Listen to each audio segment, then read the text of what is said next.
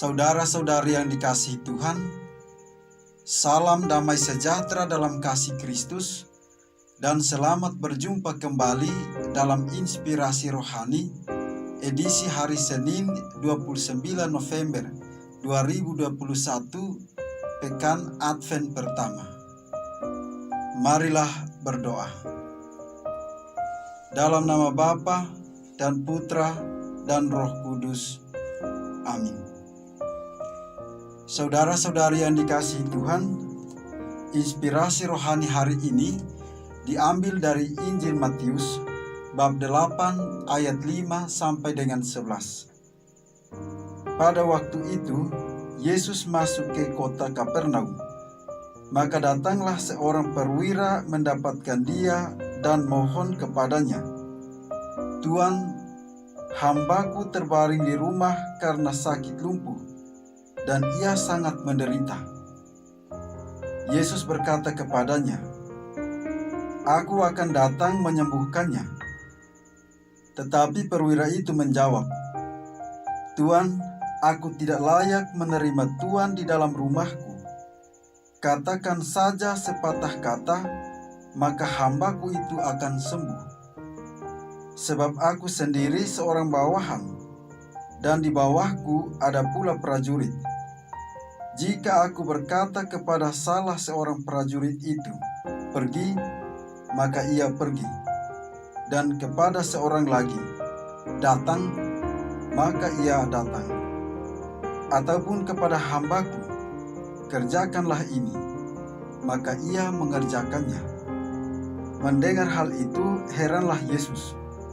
Maka ia berkata kepada mereka yang mengikutinya, "Aku berkata kepadamu, sesungguhnya iman sebesar ini tidak pernah kujumpai pada seorang pun di antara orang Israel.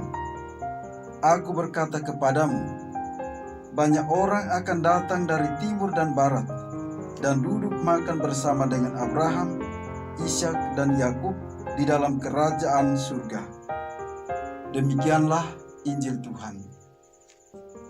Saudara-saudari yang dikasihi Tuhan, sebagai orang beriman yang percaya dan yang juga sedang mencari arti dan makna kehidupan ini, saat ini adalah suatu kesempatan yang sangat bagus untuk melihat pengalaman tokoh-tokoh iman yang kita jumpai dari bacaan-bacaan hari ini. Sangat boleh jadi, melalui bacaan-bacaan hari ini, kita akan merasa sebagai orang yang mencari Tuhan, atau sangat mungkin sebagai orang yang sudah menemukan Tuhan dan kehadirannya dalam setiap langkah kehidupan kita, meyakinkan kita bahwa Tuhan selalu hadir dan mau menjawab apa yang kita minta. Saudara-saudari yang dikasihi Tuhan, seperti perwira Kapernaum itu berani datang kepada Yesus tanpa ragu-ragu dan dengan segala kerendahan hati memohon kepada Yesus untuk menjawab keprihatinannya akan hambanya yang sedang sakit. Dari pengalaman tokoh-tokoh iman dalam bacaan-bacaan hari ini membantu kita untuk selalu sadar bahwa Tuhan adalah tumpuan harapan dan kekuatan kita. Dengan demikian, kita pun akan selalu menempatkan Tuhan pada tempat yang pertama dan terutama dalam seluruh kehidupan kita. Saudara-saudari yang dikasihi Tuhan, contoh iman yang kita jumpai hari ini melalui peristiwa sang ayah dan perwira Kapernaum itu membantu dan memotivasi kita agar mau berusaha menjadi seperti mereka. Ketika kita mengalami dan menghadapi setiap persoalan dalam kehidupan ini, dan atau saat kita menerima Yesus dalam perayaan Ekaristi hari ini, kita sadar akan sikap perwira Kapernaum yang mengatakan, "Tuan, aku tidak layak menerima Tuan di dalam rumahku. katakan saja sepatah kata, maka hambaku itu akan menjadi sembuh. Saudara-saudari yang dikasihi Tuhan, beberapa hal sederhana yang bisa kita maknai dari Injil hari ini untuk hidup kita adalah sebagai berikut. Pertama, kita bisa semakin yakin dan percaya bahwa Yesus sungguh datang untuk membawa keselamatan. Sabdanya mempunyai kuasa atas berbagai pengalaman konkret manusiawi. Perkataannya membawa keselamatan kepada siapapun yang mau mendengarnya. Apa yang perlu kita lakukan adalah senantiasa memohon rahmat iman yang semakin mendalam. Hanya dengan itulah kita mampu untuk mengerti apa yang menjadi kehendak-Nya. Kedua, kita bisa belajar dan yakin bahwa di tengah dunia saat ini masih ada banyak orang yang mempunyai kehendak baik. Tidak jarang kita beranggapan bahwa orang yang sudah punya kedudukan selalu jauh dari orang-orang kecil. Tentu saja anggapan ini berdasar kenyataan yang sering terjadi. Namun demikian, kita tidak boleh kehilangan keyakinan bahwa ada begitu banyak orang yang hatinya masih sangat baik dan peduli kepada sesamanya. Perwira dalam kisah hari ini bisa mewakili keyakinan itu. Menghilangkan keyakinan itu berarti juga menghilangkan harapan membangun masa depan bersama yang lebih baik. Ketiga, kita juga bisa belajar keyakinan bahwa ada orang lain yang berusaha untuk membantu dan meringankan hidup kita. Entah bagaimana caranya, secara langsung ataupun tidak langsung.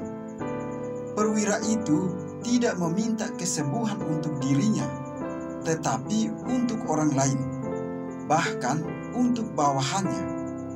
Apakah bawahannya meminta? Tidak diceritakan dalam kisah ini, tetapi bisa kita andaikan bahwa tidak mungkin bawahan meminta kepada sang perwira. Tetapi perwira itu punya inisiatif untuk memohon kesembuhan bagi sang hamba. Maka saudara-saudari yang dikasihi Tuhan, kita juga bersyukur atas kehadiran orang lain yang membawa berkat dan kesembuhan.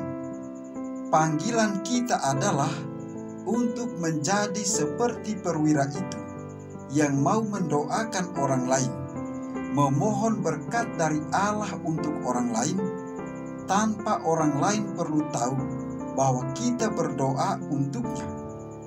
Itulah keutamaan orang Katolik, mau mendoakan orang lain yang bahkan mungkin saja tidak dikenalnya. Saudara-saudari yang terkasih, hal yang keempat ialah mendoakan orang lain itu bukan saja kepada orang yang dikenal. Artinya, setiap saat dalam hati kita bisa memohon berkat bagi orang yang kita jumpai.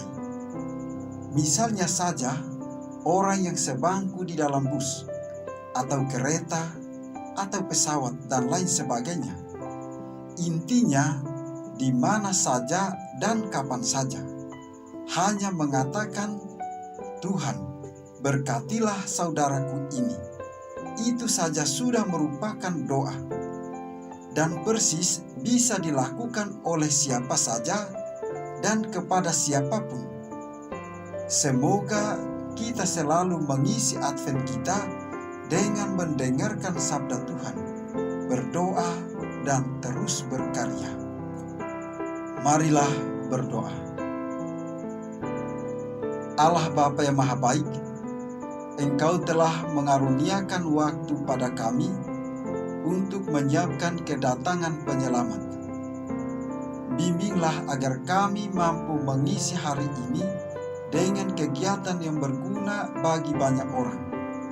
Semoga kami saling mendukung untuk menyenangkan hatimu.